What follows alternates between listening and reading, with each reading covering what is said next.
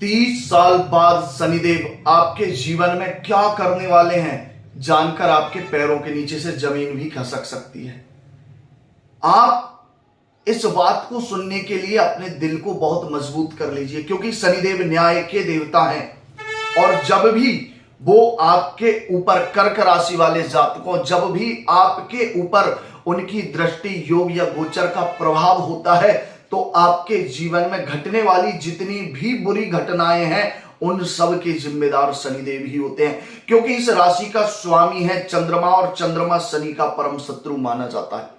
हम बात कर रहे हैं कर्क राशि वाले जातकों की। आपकी जन्म राशि के अनुसार शनिदेव आपके मार्केश बनकर बैठे हुए हैं वर्ष के प्रारंभ में, लेकिन कुछ ही महीने, लगभग 1 से 1.5 महीने के बाद वो अपनी मकर राशि को छोड़कर अष्टम घर अर्थात अपनी कुंभ राशि मृत्यु के घर में जाकर विराजमान हो जाएंगे। जी हाँ, जो 8वां जो घर है उससे जीवन और मृत्यु दोनों देखी जाती है, साथ ही साथ जीवन में घटने वाली घटनाओं के विषय में भी जाना जाता है। और शनिदेव 8वें घर में बैठकर सीधा सेकंड हाउस को देख रहे हैं। अब शनिदेव मार्केश होने के साथ साथ आपके 8वें घर में गोचर कर रहे हैं, तो समझ लीजिए कि 8वां जो घर होता है वो जीवन में अचानक परेशानियों को देने वाला होता है। आपका बिजनेस अच्छा चल रहा है, आपकी जॉब अच्छी चल रही है, पैसे के मामले में सारी चीजें आपके पास बहुत अच्छी हैं, आपका अपने पार्टनर के साथ बहुत अच्छा रिलेशन चल रहा है, तो शनिदेव 2023 में इन सभी चीजों को बहुत बुरे तरीके से प्रभावित करने वाले, क्योंकि आपके फाइनेंस के घर में अर्थात धन के भाव में सिंह राशि है, और सिंह राशि सूर्य की राशि, और ये भी शनिदेव के परम शत्रु माने जाते हैं। अब इस स्थिति में होगा ये कि शनिदेव आर्थिक दृष्टि से आपको कमजोर करने लग जाएंगे।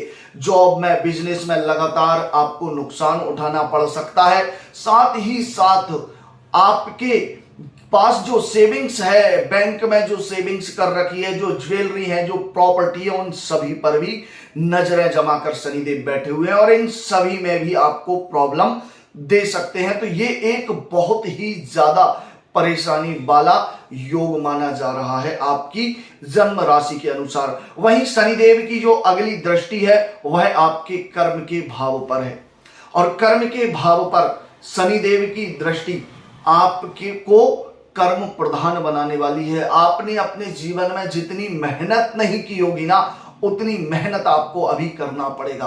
बार बार आप लोगों को अपनी टैलेंट, अपनी योग्यता और अपनी मेहनत के विषय में बताएंगे, लेकिन कोई विश्वास नहीं करेगा और एक ही बात कहेंगे कि तुमसे ना हो पाएगा भैया।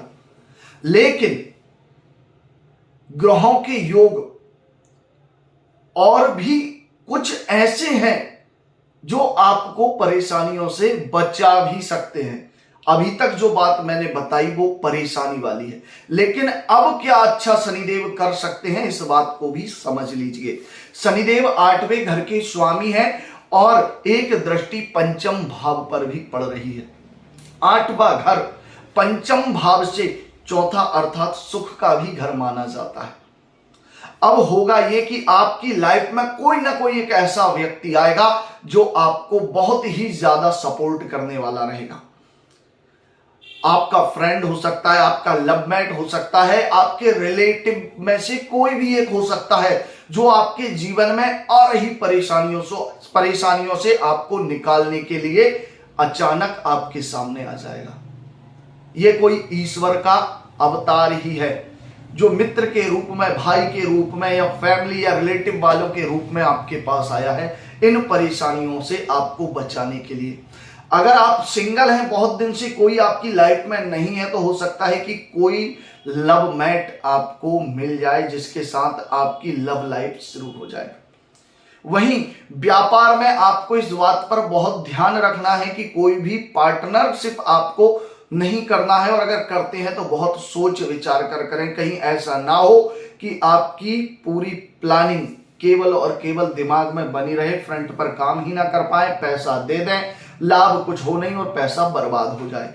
तो इस बात को ध्यान रखना है। डेली इनकम का नया सोर्स जनरेट करने का कोई तरीका 23 में निकाल लीजिए। अगर आपने डेली इनकम का कोई एक नया तरीका नहीं निकाला तो आपको 2023 में सरवाइव करने में बहुत ज्यादा दिक्कतें होने वाली हैं, क्योंकि शनिदेव 8वें घर में बैठे हुए हैं और 7th हाउस के लॉर्ड हैं और धन के घर में बैठे हुए हैं। तो इस बात से ये बात सिद्ध होती है कि आपको ऐसी इनकम का सोर्स 23 में जनरेट करना चाहिए जो आपको प्रतिदिन पैसा दे सके। अगर ये नहीं किया आपने तो फिर समझ लीजिए कि प्रॉब्लम्स किस तरह से आपके पास आएंगी ना आप समझ सकते हैं, ना ही उन्हें संभाल सकते हैं। अगर आपको जीवन में 2023 में संभल कर रहना है और सही तरीके से रहना है तो एक बात ध्यान रख लीजिए, मेहनत से पीछे मत हटिए, अच्छे लोगों का साथ, अच्छे लोगों का सहयोग करते रहिए। हर उस व्यक्ति से सपोर्ट लीजिए जो आपका अपना है, जो आपको सपोर्ट करना चाहता है, जो आपको सक्सेस होते देखना चाहता है। साथ ही साथ अपने लाइफ पार्टनर, अगर आप मैरिड हैं तो एक बात ध्यान रखना, लाइफ पार्टनर से 23 में एक बार भी झगड़ा मत करना, और यदि कर लिया ना तो यह समझ लीजिए कि किस्मत रूठ जाएगी, और जब किस्मत रूठ जाएगी ना तो फिर केवल परेशानियां ही आने वाली हैं। बहुत ध्यान रखना कर्क राशि वाले जातकों, अपनी लाइफ पार्टनर से, अपनी जीवन संगिनी से, अपने जीवन साथी से ना कोई झगड़ा, ना कोई आर्गुमेंट और ना ही किसी प्रकार का कोई वाद विवाद करना है आपको। केवल उन्हें प्यार कीजिए, मन की बातें उनसे शेयर कीजिए। अगर वो आपकी लाइफ में खुश हैं आपके साथ तो समझ लीजिए कि किस्मत आपके साथ है।